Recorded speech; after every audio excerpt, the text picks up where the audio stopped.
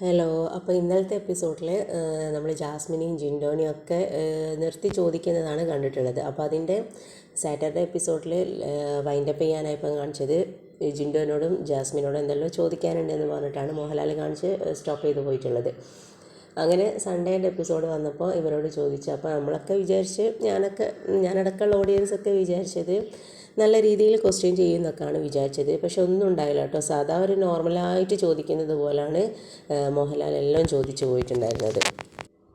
കാരണം ജിൻഡോയും ജാസ്മിനും ജയിലിൽ കിടന്ന സമയത്ത് ജാസ്മിൻ പറഞ്ഞിട്ടുണ്ടായിരുന്നു പിന്നെ സിഗരറ്റ് വലിച്ചിട്ടുണ്ട് എന്നുള്ളത്. അപ്പം ആ ഒരു ടൈമിൽ ആ ഹൗസിലുള്ള എല്ലാവരും വന്ന് ആ ഒരു ജയിൽ പരിശോധിക്കുകയും ചെറിയൊരു സിഗരറ്റിൻ്റെ കഷ്ണം കിട്ടുകയൊക്കെ ചെയ്തിട്ടുണ്ട്.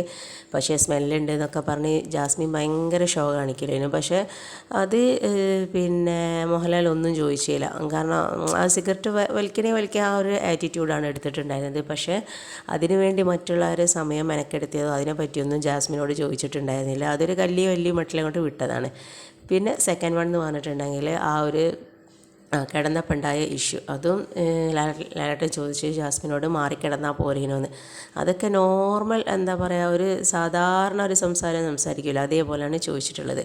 അതേപോലെ തന്നെയാണ് ഫിസിക്കൽ അസോൾട്ട് എന്ന് പറഞ്ഞിട്ടാണ് കഴിഞ്ഞ സീസണിലൊക്കെ റിയാസിനെയൊക്കെ റോബിനെ ഔട്ടാക്കാൻ കാരണം.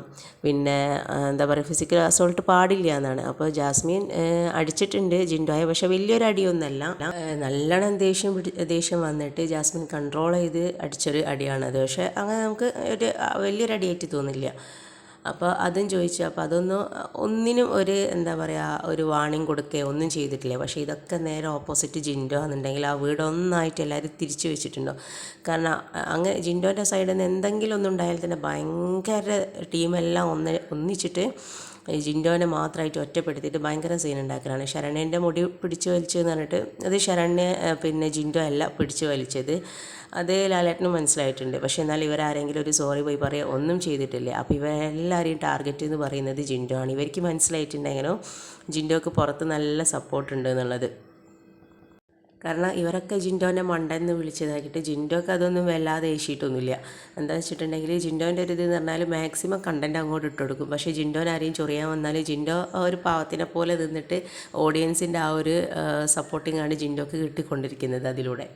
കാരണം സിബിനു ഈ ഒരു ജാസ്മിനോടെ ആക്ഷൻ കാണിച്ചതിനാണ് സിബിൻ എത്രയും പ്രൊവോക്ക് ചെയ്തത്. മെൻ്റലി അയാളെ നല്ലോണം തകർത്ത് കളഞ്ഞിട്ടുണ്ട്, അത്രയും ലാലേട്ടൻ ചീത്ത പറഞ്ഞിട്ട്. അപ്പോൾ അതിൻ്റെ നാലൊരംശം കൂടി ജാസ്മിനും ജിൻഡോ തമ്മിലുള്ള വിഷയത്തിൽ ജാസ്മിനെ പറഞ്ഞിട്ടില്ല. പിന്നെ കിച്ചൻ്റെതിന് പറഞ്ഞിട്ടില്ല, പണിഷ്മെൻറ്റ് കൊടുക്കാനായിട്ട് പറഞ്ഞിട്ടില്ല, ഒന്നും പറഞ്ഞിട്ടില്ല.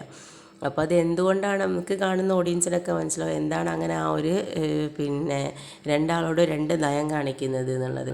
നമുക്ക് മോഹൻലാൽ എന്ന് പറഞ്ഞിട്ടുണ്ടെങ്കിൽ നമുക്കൊരു നല്ലൊരു എന്താ പറയുക, നല്ലൊരു വ്യക്തിയാണ് നമ്മൾ കാണുന്നതിലൂടെ. നല്ല കൃത്യമായിട്ട് കാര്യങ്ങൾ പറഞ്ഞു കൊടുക്കുന്ന ഒരു വ്യക്തിയായിട്ടാണ് നമുക്ക് ഈ ബിഗ് ബോസിൽ തോന്നിയിട്ടുള്ളത്. പക്ഷേ ഇപ്പം ഒരു 2-3 വീക്കെൻഡായിട്ട് വീക്കായിട്ട് തന്നെയാണുള്ളത്. കാരണം ഏതെങ്കിലും ഒരു മത്സരാർത്ഥിനെ സപ്പോർട്ട് ചെയ്ത് നിൽക്കുന്ന ആ ഒരു രീതിയിലാണ് തോന്നിയിട്ടുള്ളത്. അപ്പോൾ ഇതിനെപ്പറ്റി നിങ്ങളുടെ അഭിപ്രായം എന്താണെന്നുള്ളത് താഴെ കമൻസിൽ പറയാം കേട്ടോ.